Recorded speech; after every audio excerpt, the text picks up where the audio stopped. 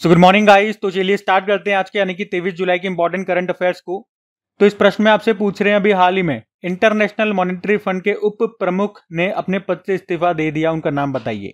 तो आंसर होगा गीता गोपीनाथ। तो भारतीय अमेरिकी अर्थशास्त्री गीता गोपीनाथ जो कि इंटरनेशनल मॉनेटरी फंड की पहली उप प्रबंध निदेशक थी, पर अभी उन्होंने अपने पद से इस्तीफा दे दिया।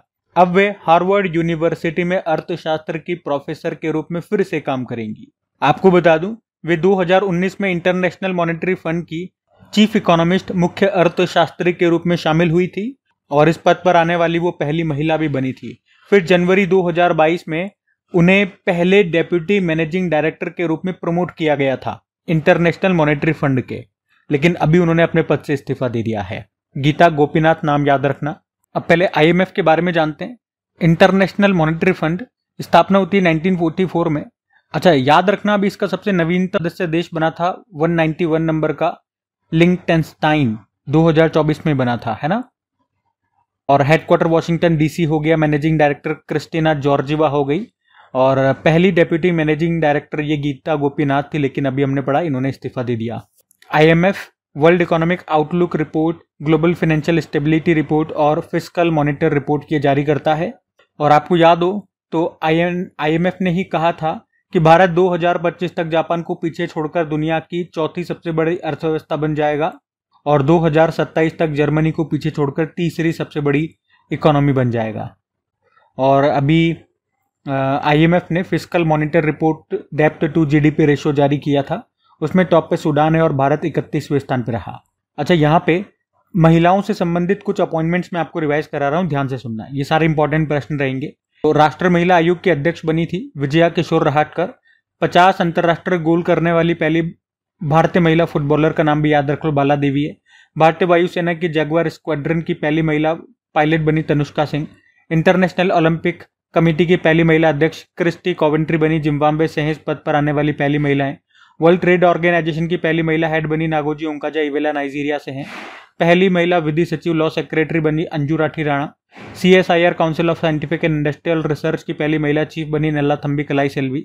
दिल्ली की चौथी महिला मुख्यमंत्री बनी रेखा गुप्ता। और नामीबिया देश की पहली महिला राष्ट्रपति नटेम्बो नंदी नदेतवा बनी है।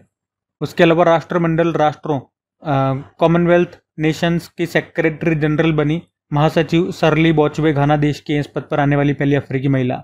विश्व बैडमिंटन महासंघ का अध्यक्ष बनाया गया खुनियंग पटामा को, थाईलैंड से हैं इस पद पर आने वाली दूसरी महिला अध्यक्ष हैं। भारतीय नौसेना की पहली महिला फ्लाइंग इंस्ट्रक्टर बनी है दिव्या शर्मा। और 80वें संयुक्त राष्ट्र महासभा सत्र का अध्यक्ष बनाया गया एनालेना बैरबॉक को, जर्मनी से। ऑर्गेनाइजेशन की पहली महिला सेक्रेटरी जनरल शेख नासिर अल नोवेसी बनी UAE से। UK की विदेशी जासूसी एजेंसी है MI6, इसकी पहली महिला अध्यक्ष बनी है ब्लेज मेट्रेवेली। भारतीय नौसेना की पहली महिला फाइटर पायलट बनी आस्था पुनिया। सूरीनाम की पहली महिला राष्ट्रपति जेनिफर सिमंस बनी है। और हिंदुस्तान यूनिलीवर लिमिटेड की पहली महिला MD CEO प्रिया नायर। और RPF की पहली महिला प्रमुख बनी है सोनाली मिश्रा। तो ये सभी ध्यान में रखना। अगला प्रश्न देखते हैं। फिर अगले में पूछ रहे हैं, अभी हाल ही में पंचायती राज मंत्रालय की किस ऐप ने सांस्कृतिक विविधता के लिए WSIS 2025 चैंपियन पुरस्कार जीता? तो आंसर होगा मेरी पंचायत ऐप, एप्लीकेशन का नाम है। तो अभी विश्व सूचना शिखर सम्मेलन यानी कि United nation world summit for information 2025 का आयोजन हुआ जेनेवा स्विट्जरलैंड में, अभी 7 से लेकर 11 जुलाई तक हुआ। और यहीं पर केंद्रीय पंचायती राज मंत्रालय की मेरी पंचायत ऐप ने चैंपियन पुरस्कार जीता है। ठीक है, ये ध्यान रखना है। अच्छा, ये जो विश्व सूचना समाज शिखर सम्मेलन है, ये पहली बार 2003 में हुआ था जेनेवा स्विट्जरलैंड में, तब से हर साल यहीं पे होता आ रहा है। और अगर इस मोबाइल एप्लीकेशन की बात करें, मेरी पंचायत ऐप, तो ये मोबाइल एप्लीकेशन ग्रामीण समुदायों को उनके मोबाइल फोन पर शासन और विकास के बारे में वास्तविक समय की जानकारी प्रदान करके उन्हें सशक्त बनाती है। तो इसी को अभी ये चैंपियन पुरस्कार मिला है, ध्यान में रखना। अब पंचायत से संबंधित कुछ और करंट अफेयर्स के प्रश्न मैं आपको करवाता हूं। देखो, अभी सुपोषित ग्राम पंचायत अभियान ये मोदी जी ने लॉन्च किया था दिसंबर 2024 को, जिसका उद्देश्य क्या है? ग्रामीण क्षेत्रों में पोषण और स्वास्थ्य में सुधार। अच्छा, पंचायती राज दिवस कब मनाया जाता है ये आप लोग बताएंगे। पंचायती राज मंत्री हैं राजीव रंजन सिंह उर्फ लल्लन सिंह। और पंचायत से पार्लियामेंट 2.0 का उद्घाटन किया था ओम बिरला ने, लोकसभा अध्यक्ष हैं। पंचायत हस्तांतरण सूचकांक 2024, पंचायत डिवोल्यूशन इंडेक्स आया था, इसमें टॉपर कर्नाटक रहा। पंचायती राज मंत्रालय ने सशक्त पंचायत नेत्री अभियान ये शुरू किया और राजस्थान में हर ग्राम पंचायत में बर्तन बैंक खोलने की घोषणा की गई थी। पहली बार अभी पंचायत उन्नति सूचकांक 2022-23 आया, उसमें फ्रंट रनर ए कैटेगरी में टॉप पे गुजरात रहा। भारत की पहली पूर्ण डिजिटल साक्षर पंचायत ये केरल की पुल्लमपारा पंचायत रही। स्वामित्व योजना, ये थोड़ा सा ध्यान में रखना, स्वामित्व का मतलब हो गया सर्वे ऑफ विलेज आबादी and mapping with improvised technology in village area. इसको मोदी जी ने लॉन्च किया था। कब? पंचायती राज दिवस के मौके पर। मैंने पूछा भी था कब मनाते हैं, तो 24 अप्रैल आंसर होगा, आपके सामने लिखा हुआ है आंसर।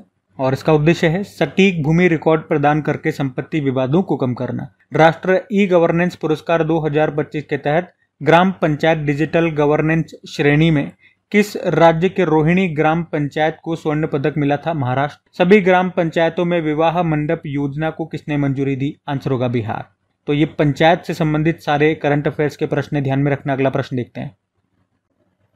फिर अगले में पूछ रहे हैं, अभी हाल ही में भारत के उपराष्ट्रपति ने इस्तीफा दे दिया है, वे कौन से क्रम के वाइस प्रेसिडेंट थे? तो आंसर होगा 14वें नंबर के वाइस प्रेसिडेंट जगदीप धनखड़ जी। वे 11 अगस्त 2022 को भारत के 14वें नंबर के वाइस प्रेसिडेंट बने थे। उन्होंने किसको हराया था उस समय? मार्गरेट अल्वा को हरा करके वो वाइस प्रेसिडेंट बने थे 14वें नंबर के। और कार्यकाल जो होता है 5 वर्ष का होता है, लेकिन उससे पहले ही अभी 21 जुलाई 2025 को ही इन्होंने अपने पद से इस्तीफा दे दिया। इस्तीफा देने का कारण बताया स्वास्थ्य संबंधी समस्याएं। और आप जानते ही वाइस प्रेसिडेंट ये राज्यसभा के पदेन सभापति होते हैं। अच्छा, वाइस प्रेसिडेंट ने किसे अपना त्याग पत्र सौंपा है? प्रेसिडेंट को। और कौन सा आर्टिकल है, कौन सा अनुच्छेद है? 67A। अब कुछ इंपॉर्टेंट पॉइंट्स मैं आपको करवाऊंगा, ध्यान से सुनना सारी बातें, जहां से कई तरह के प्रश्न बन सकते हैं। एक तो याद रखना, जगदीप धनखड़ जी ये वीवी गिरी जो कि 3रे नंबर के वाइस प्रेसिडेंट थे, और भैरव सिंह शेखावत जो कि 11वें नंबर के वाइस प्रेसिडेंट थे। उनके बाद अपना इस्तीफा अपने कार्यकाल के दौरान इस्तीफा देने वाले ये 3रे वाइस प्रेसिडेंट बने हैं। वैसे तो और भी कई वाइस प्रेसिडेंट रहे जिन्होंने अपने पद से इस्तीफा दे दिया, पर उन्होंने किस केस में दिया था? वो राष्ट्रपति बन गए थे, तो उस कारण से उन्होंने वाइस प्रेसिडेंट के पद से इस्तीफा दिया था। लेकिन जो ये 3 नाम मैंने आपको बताए, इन्होंने कोई राष्ट्रपति पद का चुनाव नहीं जीता, लेकिन फिर भी इन्होंने इस्तीफा दे दिया, तो उस केस में मैंने आपको बताया। और जो 10वें उपराष्ट्रपति थे कृष्णकांत, वो एकमात्र ऐसे उपराष्ट्रपति रहे जिनका कार्यकाल के दौरान निधन हुआ था। तो पूछ ले अगर कि भारत के ऐसे एकमात्र उपराष्ट्रपति कौन थे जिनका उनके कार्यकाल के दौरान निधन हुआ, तो वो 10वें नंबर के वाइस प्रेसिडेंट थे, कृष्णकांत उनका नाम था। अच्छा, ये जगदीप धनखड़ जी कहाँ से थे? राजस्थान के झुंझुनू से, राजस्थान के झुंझुनू जिले के किठाणा गांव से। और ये भी पूछ सकते हैं कि वाइस प्रेसिडेंट बनने से बोले वो किसी राज्य के राज्यपाल थे, तो वो कौन सा राज्य है? तो पश्चिम बंगाल, 2019 से लेकर 2022 तक। अच्छा, इनसे एक और करंट अफेयर सकता है। अभी कुछ समय पहले सुप्रीम कोर्ट ने आर्टिकल 142 के तहत राज्यपाल और राष्ट्रपति को आदेश दिया था कि आपके पास किसी बिल को रोकने के लिए केवल 3 महीने की पावर होगी, या यूं कह दूं कि पूर्व वीटो या पॉकेट वीटो नहीं होगा। उसके बाद वाइस प्रेसिडेंट जगदीप धनखड़ जी ने आर्टिकल 142 को न्यायिक परमाणु मिसाइल कहा था। तो क्या है आर्टिकल 142? ये सुप्रीम कोर्ट को पूर्ण न्याय सुनिश्चित करने के लिए आवश्यक कोई भी आदेश पारित करने की शक्ति प्रदान करता है, और इसी को जगदीप धनखड़ जी ने न्यायिक परमाणु मिसाइल कहा था। तो इनसे संबंधित एक डेटा, एक करंट अफेयर्स का प्रश्न ये भी है, ध्यान रखना। तो 1 लाइनर में इनसे संबंधित ये सारे इंपॉर्टेंट फैक्ट्स और देख लो आप, कि भारत का एक वाइस प्रेसिडेंट होगा, किस अनुच्छेद में कहा गया? आर्टिकल 63। वाइस प्रेसिडेंट राज्यसभा के पदेन सभापति होते हैं, कौन सा आर्टिकल कहता है? आर्टिकल 64। और वाइस प्रेसिडेंट बनने के लिए मिनिमम एज होनी चाहिए 35 ईयर। और शपथ के लिए कौन सा आर्टिकल है? आर्टिकल 69। याद रखना, वाइस प्रेसिडेंट ये संसद का मेंबर ऑफ पार्लियामेंट नहीं होता, इसीलिए ये ज्वाइंट सिटिंग यानी कि संयुक्त बैठक में भाग नहीं लेते हैं, क्योंकि इसमें मेंबर ऑफ पार्लियामेंट हिस्सा लेते हैं। और हमारे पहले वाइस प्रेसिडेंट कौन थे? डॉक्टर सर्वपल्ली राधाकृष्णन थे। और 2 बार वाइस प्रेसिडेंट कौन कौन बने? एक तो सर्वपल्ली राधाकृष्णन जी और हामिद अंसारी। अभी तक कौन महिला वाइस प्रेसिडेंट रही है? तो कोई भी नहीं है, अभी तक कोई भी महिला वाइस प्रेसिडेंट नहीं है। ठीक है, तो ये सब याद रखना। बहुत सारा इंपॉर्टेंट डेटा मैंने आपको दिया है, प्रश्न इंपॉर्टेंट रहेगा। अगला प्रश्न देखते हैं, कहीं से भी प्रश्न आ सकता है। फिर अगले में पूछ रहे हैं, अभी दूध उत्पादन क्षेत्र को बढ़ावा देने के लिए दूध सब्सिडी योजना किस राज्य ने शुरू की है? तो आंसर होगा असम ने। तो अभी असम सरकार ने मिल्क सब्सिडी योजना को शुरू किया है। तो इस तो इस योजना के तहत कोऑपरेटिव सोसाइटीज को प्रोसेसिंग के लिए दूध बेचने पर किसानों को, फार्मर्स को प्रति लीटर दूध पर 5 रुपए की सब्सिडी देनी होगी। तो ये स्कीम असम में डेयरी सेक्टर को बढ़ाने के लिए लाई गई है। इस स्कीम से 20,000 डेयरी फार्मर्स को फायदा मिलेगा। अब बात असम की हो रही है, तो ये रहा मैप में असम। कैपिटल दिसपुर हो गई। मुख्यमंत्री हेमंत बिस्वा शर्मा, गवर्नर है लक्ष्मण प्रसाद आचार्य। यहाँ का राजकीय पशु एक सिंग वाला गेंडा हो गया, पक्षी हो गया व्हाइट विंग्ड वुड डक, वृक्ष है होलोंग, पुष्प है फॉक्सटेल ऑर्किड, फल है काजी नेमू, और लोक नृत्य बिहू हो गया, बगरुम्बा हो गया, भोर हो गया, शास्त्रीय नृत्य हो गया सतरिया। और त्योहार की बात करें, बिहू त्योहार होता है, वांचुआ महोत्सव होता है, बेखो उत्सव होता है। असम का 7वां national park Dehing Patkai national park है। 6ठा national park Raimona national park, Kaziranga national park, Nameri national park, Manas national park, Dibru Saikhowa national park हो गया, औरंग नेशनल पार्क हो गया। भारत का पहला तेल का कुआं, ये कहाँ पर खोजा गया था? डिगबोई असम में। भारत का सबसे लंबा नदी पुल, ये भूपेन हजारिका है, डोलो सादिया पुल भी कहते हैं, जिसकी लंबाई है 9.15 किलोमीटर, लोहित नदी पर है। कुछ करंट अफेयर्स के प्रश्न असम से और रिवाइज करवाऊं तो याद रखना, ये असम जो है ये देश का पहला राज्य होगा जिसके पास अपना खुद का सैटेलाइट है, नाम है असम सेट। टाइम मैगजीन की वुमेन्स ऑफ द ईयर 2025 की सूची में किस भारतीय महिला को शामिल किया गया था? असम की डॉक्टर पूर्णिमा देवी बर्मन को। और असम ये भारत का पहला राज्य बन गया जिसने बायो E3 पॉलिसी को अपनाया है। उसके अलावा मुख्यमंत्री महिला उद्यमिता योजना शुरू हुई। इंडियन आर्मी और असम पुलिस ने मिलकर के ऑपरेशन गोस्ट सिम लॉन्च किया था नकली सिमों के खिलाफ। गज मित्र पहल यहाँ पे शुरू हुई थी मानव और हाथियों के बीच में संघर्ष को कम करने के लिए। भारत का पहला एक्वाटेक पार्क को असम में लॉन्च किया गया। और मुख्यमंत्री जीवन अनुप्रेरणा योजना ये भी असम में शुरू हुई थी। ठीक है, तो ध्यान रखना ये सब। अगला प्रश्न देखते हैं। फिर अगले में पूछ रहे हैं कि अभी हाल ही में कौन सा bank net zero banking alliance से बाहर हो गया है? तो आंसर होगा HSBC। HSBC मतलब Hong Kong and Shanghai banking corporation. तो अभी हाल ही में नेट जीरो बैंकिंग अलायंस से बाहर हो गया है ये। और इसके बाद ये यूके का पहला बैंक बन गया है जो इस ऑर्गेनाइजेशन से बाहर हुआ है। इससे पहले कई सारे अमेरिकी और कनाडा के बैंक हैं वो भी इससे बाहर आ चुके हैं। क्या है ये नेट जीरो बैंकिंग अलायंस? तो ये बैंकों का एक संगठन है। इसे यूनाइटेड नेशन एनवायरनमेंट प्रोग्राम के फाइनेंस इनिशिएटिव के द्वारा बनाया गया था। काम क्या है? नाम से समझ में आ रहा है। इसके तहत बैंक्स, जो भी बैंक हैं, वो इस तरह से इन्वेस्ट करेंगे जिससे 2050 तक नेट जीरो का टारगेट अचीव किया जा सके। मतलब नेट जीरो कार्बन एमिशन की बात कर रहे हैं। ठीक है, तो इस ऑर्गेनाइजेशन को, इस अलायंस को स्थापित किया था 2021 में। और भारत का कोई भी बैंक इसका मेंबर नहीं है। और यूनाइटेड नेशन एनवायरनमेंट प्रोग्राम की बात हुई है यहाँ पे, तो इसके बारे में भी जान लो। दो बातें कि इसकी स्थापना होती है 5 जून 1972 में और इसका हेडक्वार्टर नैरोबी केन्या में है। और HSBC जो है बैंक, इसकी स्थापना होती है 1865 में। इसका हेडक्वार्टर मिलेगा लंदन UK में। ठीक है, तो ध्यान रखना। अगला प्रश्न देखते हैं। फिर अगले में पूछ रहे हैं फिडे महिला विश्व कप 2025 संस्करण के सेमीफाइनल में पहुंचने वाली पहली भारतीय महिला कौन बन गई? तो आंसर होगा कोनेरू हम्पी। तो भारतीय grand master Koneru Humpy FIDE women's world cup 2025 के संस्करण में सेमीफाइनल में पहुंचने वाली पहली भारतीय महिला बन गई हैं। उन्होंने क्वार्टर फाइनल में चाइना की सोंग यूजिन को हराया है, जिसके बाद वे सेमीफाइनल में पहुंच गई है। और यहाँ तक पहुंचने वाली पहली भारतीय हैं वो, तो नाम इंपॉर्टेंट रहेगा, पहली भारतीय महिला हैं। तो अब वे सेमीफाइनल में चाइना की लेई टिंगजी के खिलाफ खेलेंगी, उनको फेस करेंगी। देखो, फिडे वुमेन्स वर्ल्ड कप की बात कर लें तो ये वुमेन्स वर्ल्ड चेस चैंपियनशिप के लिए क्वालिफाइंग टूर्नामेंट होता है, हर 2 साल में होता है। 2021 में ये शुरू हुआ था। 2025 का जो इसका ये संस्करण है, ये कहाँ पर चल रहा है? जॉर्जिया के बाटुमी शहर में। कोनेरू हम्पी ये आंध्र प्रदेश से बिलोंग करती हैं। भारत की 7वें नंबर की ग्रैंड मास्टर थी ये। 2003 में अर्जुन अवार्ड मिला, 2007 में पद्मश्री इनको मिल चुका है। अब चेस से संबंधित ही कुछ क्वेश्चंस मैं आपको करवाता हूँ। पहले तो याद रखना, हमारे पहले ग्रैंड मास्टर विश्वनाथन आनंद है, जिन्हें लाइटनिंग किड ऑफ इंडिया भी कहते हैं। उनकी ऑटोबायोग्राफी है माइंड मास्टर। 1991-92 में पहली बार राजीव गांधी खेल रत्न पुरस्कार उन्हीं को मिला था।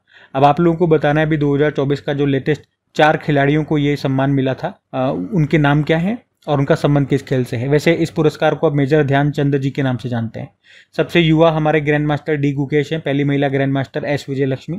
वर्ल्ड चेस डे होता है 20 जुलाई को। भारत में पहली बार चेस अकेडमी खुलेगी भुवनेश्वर में। अभी 45वां चेस ओलंपियाड हुआ था 2024 में हंगरी के बुडापेस्ट में। उसमें मेल और फीमेल दोनों कैटेगरी में भारत विजेता रहा। अगला जो होगा यानी कि 46वां फिडे चेस ओलंपियाड 2026 में, वो ताशकंद उज्बेकिस्तान में होगा। Women's world rapid chess championship 2024 को जीत लिया कोनेरू हम्पी ने। फिडे विश्व ब्लिट्ज चैंपियनशिप में आर वैशाली ने ब्रॉन्ज जीता। चेन्नई के 18 वर्षीय डी गुकेश चीन के डिंग लेरेन को हराकर सबसे कम उम्र में फिडे विश्व शतरंज चैंपियन 2024 का खिताब इन्होंने जीता था। उसके अलावा अभी शतरंज खेल में 2800 येलो रेटिंग का आंकड़ा पार करने वाले भारत के दूसरे ग्रैंड मास्टर बन गए Arjun Erigaisi. FIDE chess world cup जो 2025 में है ये भारत में होंगे, याद रखना। विश्व जूनियर शतरंज चैंपियनशिप 2025 इसको प्रणव वेंकटेश ने जीत लिया। फिडे महिला विश्व चैंपियनशिप 2025 जो चीन में हुआ उसको जीत लिया जू वेंजुन ने, चाइना की प्लेयर है। और किस देश ने शतरंज पर प्रतिबंध लगा दिया? अफगानिस्तान। नॉर्वे चेस टूर्नामेंट 2025 को जीत लिया मैग्नस कार्लसन ने, वो खुद नॉर्वे से हैं। और फिडे की बात करें, वर्ल्ड वाइड चेस को रेगुलेट करने वाली बॉडी, स्थापना होती है 20 जुलाई 1924, इसीलिए अभी वर्ल्ड चेस डे आपने 20 जुलाई को मनाया था। हेडक्वार्टर लुजेन स्विट्जरलैंड, प्रेसिडेंट है आर्केडी ड्रॉरकोविच और वाइस प्रेसिडेंट है विश्वनाथन आनंद। ठीक है, तो ये सारे फैक्ट हो गए चेस से संबंधित, ध्यान में रखना। अगला प्रश्न देखते हैं। फिर अगले प्रश्न में पूछ रहे हैं, केंद्रीय वाणिज्य एवं उद्योग मंत्री पीयूष गोयल ने भारत EFA व्यापार समझौता कब से लागू करने की घोषणा की है? तो आंसर होगा 1 अक्टूबर। तो अभी हमारे केंद्रीय वाणिज्य व उद्योग मंत्री हैं पीयूष गोयल जी। अभी उन्होंने भारत के बीच फ्री ट्रेड एग्रीमेंट को 1 अक्टूबर से लागू करने की घोषणा की है। EFA क्या है? ये 4 यूरोपीय देशों का एक ग्रुप है। फुल फॉर्म हो जाएगी यूरोपियन फ्री ट्रेड एसोसिएशन, यूरोपीय मुक्त व्यापार संघ। 4 देश कौन कौन से? आइसलैंड, लिंक्टेनस्टीन, नॉर्वे और स्विट्जरलैंड। और ये चारों के चारों देश, याद रखना, यूरोपियन यूनियन के सदस्य नहीं है। अच्छा, फ्री ट्रेड एग्रीमेंट से आप क्या समझते हो? जिन भी देशों के बीच में फ्री ट्रेड एग्रीमेंट होता है, इसका मतलब ये कतई नहीं होता कि जो माल की जो आवाजाही है, जैसे कि इस देश से उस देश में जो सामान जाएगा उस पर कोई शुल्क नहीं लगेगा, कोई चार्जेस नहीं लगेंगे। चार्जेस तो लगेंगे लेकिन वो बहुत कम लगेंगे। फ्री ट्रेड एग्रीमेंट का मतलब है एक दूसरे देशों में जो सामान जा रहा है उस पर शुल्क बहुत कम लगेगा। ठीक है, और EFTA में शामिल इन चारों देशों ने कहा है कि अगले 15 सालों में हम भारत में 100 अरब डॉलर का निवेश करेंगे। और इन 4 देशों में भारत का सबसे बड़ा व्यापारिक साझेदार देश ये स्विट्जरलैंड है। ठीक है, तो ध्यान रखना ये है। अगला प्रश्न देखते हैं। फिर अगले में पूछ रहे हैं, हाल ही में यूरोपीय संघ ने भारतीय तेल रिफाइनरी नयारा एनर्जी लिमिटेड पर प्रतिबंध लगा दिया। ये कहां पर स्थित है? तो आंसर होगा गुजरात। तो अभी यूरोपियन यूनियन ने भारतीय तेल रिफाइनरी है नयारा एनर्जी लिमिटेड, उस पर बैन लगा दिया है। ये कहां पर है? गुजरात के वाडीनार में है। अच्छा, क्यों लगाया बैन? क्योंकि रशिया की एक कंपनी है रोसनेफ्ट और वे इसकी सहयोगी कंपनी है, उसके पास इसके 49.13% हिस्सेदारी है। तो यूरोपियन यूनियन ने कहा कि रशिया बार बार यूक्रेन पे अटैक कर रहा है, इसीलिए हम रशिया की कंपनियों पे बैन तो लगा ही रहे हैं और अब से इनकी जिन भी देशों में हिस्सेदारी होगी उन पर भी हम बैन लगाएंगे। तो उसी के चलते इन्होंने भारत में जो ये नयारा एनर्जी लिमिटेड है उस पर बैन लगा दिया है, क्योंकि इसमें रशिया की कंपनी जो रोसनेफ्ट है उसकी हिस्सेदारी लगभग 50% की हिस्सेदारी है। अब इससे समस्या क्या होगी हमारे लिए? हमारे लिए ये समस्या हो जाएगी, भाई हमें रशिया से जो कच्चा तेल है वो सस्ते में मिल रहा है और हम महंगे में बेच रहे हैं यूरोपियन यूनियन के देशों को, लेकिन अब वो इस तरह से बैन लगा देंगे तो हम यूरोपीय संघ के देशों में तेल को बेच नहीं पाएंगे। इसी कारण से हमारा निर्यात प्रभावित होगा। अब एक पॉइंट आप ये भी सोच सकते हो कि इस तरह से वो इतना कठोर हो रहे हैं, भाई नजरिया अलग अलग हो सकता है, किसको देख करके आप क्या सोच रहे हो वो पॉइंट की मैं बात नहीं कर रहा हूँ। मैं सिर्फ ये नजरिया अभी देख पा रहा हूँ या मैं वो नजरिया आपको दिखा रहा हूँ कि अगर वो तेल नहीं खरीदेंगे, ऐसे नाटक करेंगे तो वहां पे ऑयल क्राइसिस हो जाएगा, तेल की कीमतें बढ़ेंगी। तो एक तरह से समस्या तो उनके लिए भी है। खैर, जो बात थी वो मैंने आपको समझा दिया, आपको समझ में आ गया होगा कि बैन लगा दिया है, क्यों लगा दिया है, क्या कारण है। ये जो नयारा एनर्जी लिमिटेड है इसकी बात कर लें, इसकी स्थापना होती है 2008 में। पहले इसका नाम एसआर ऑयल लिमिटेड हुआ करता था और इसी एसआर के नाम से भारत में कई जगह आपने पेट्रोल पंप भी देखे होंगे एसआर कंपनी के।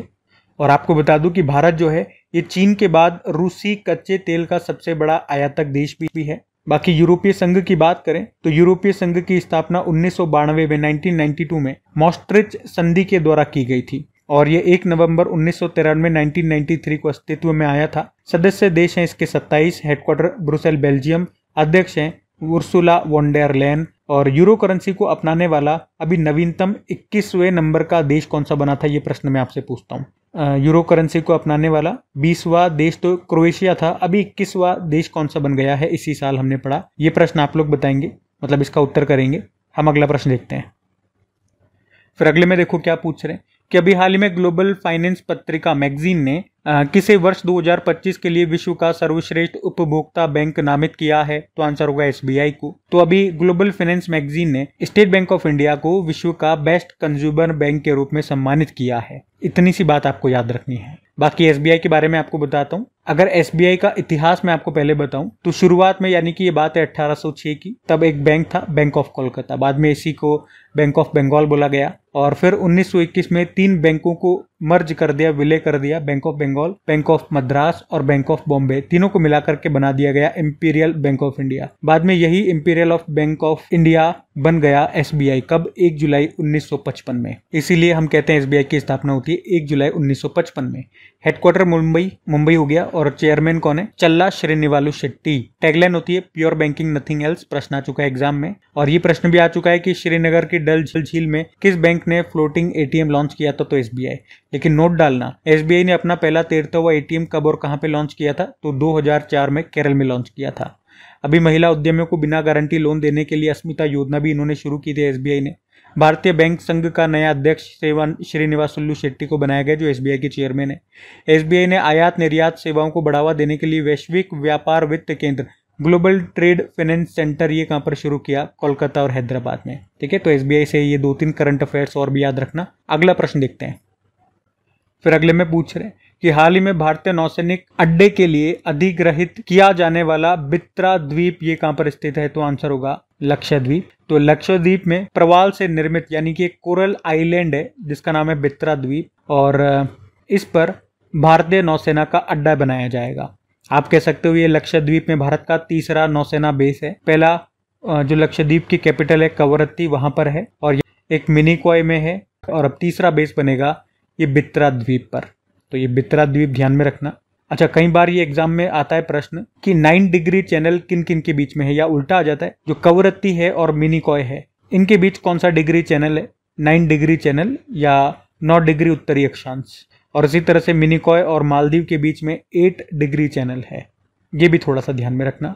बाकी ये थी आज की हमारी करंट अफेयर्स की क्लास। तो कमेंट करके जरूर बताना सेशन आपको कैसा लगा। अच्छा लगा तो प्लीज वीडियो को अपने दोस्तों के साथ में स्टडी ग्रुप में शेयर जरूर कीजिएगा। वीडियो को लाइक नहीं करा तो लाइक कर देना।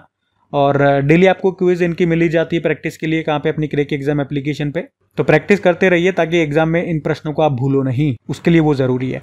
पीडीएफ अपने टेलीग्राम चैनल पे मिल जाती है। टेलीग्राम और एप्लीकेशन दोनों का लिंक डिस्क्रिप्शन बॉक्स में भी है, और एप्लीकेशन को डायरेक्ट आप चाहो तो गूगल प्ले स्टोर से भी इंस्टॉल कर सकते हैं। बाकी चलो अभी कल के करंट अफेयर्स का हम क्विक रिवीजन कर लेते हैं और सेशन एंड करते हैं।